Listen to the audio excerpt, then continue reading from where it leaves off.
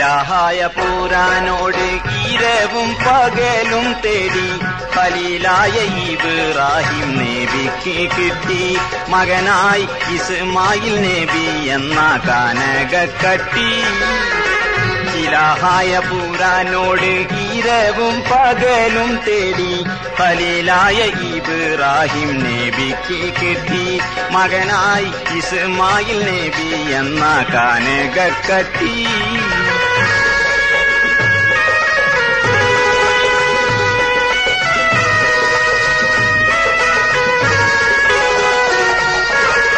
മലർമൊട്ട് പോലെ പോറ്റി വളർത്തുമ്പോൾ ഒരു നാളിൽ ഉറങ്ങുമ്പോൾ നബിക്കല്ലാഹ് കാട്ടി. മലർമൊട്ട് പോലെ പോറ്റി വളർത്തുമ്പോൾ ഒരു നാളിൽ ഉറങ്ങുമ്പോൾ നബിക്കല്ലാഹ് കാട്ടി.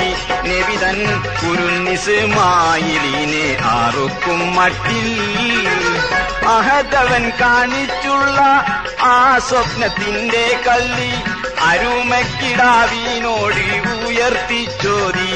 അപ്പോൾ മറുപടി മകൻ ചൊല്ലി ഉറച്ചു ചെയ്തി. ഇലാഹായ പൂരാനോട് ഇരവും പകലും തേടി ഖലീലായ ഇബ്രാഹിം നബിക്ക് കിട്ടി മകനായി ഇസ്മായിൽ നബി എന്ന കാനകക്കട്ടി.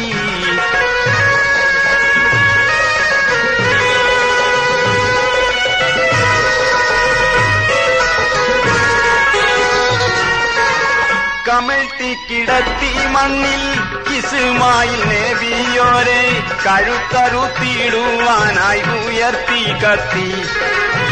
കമഴ്ത്തി കിടത്തി മണ്ണിൽ ഇസ്മായിൽ നബിയോരെ കഴുത്തറുത്തിടുവാനായി ഉയർത്തി കത്തി.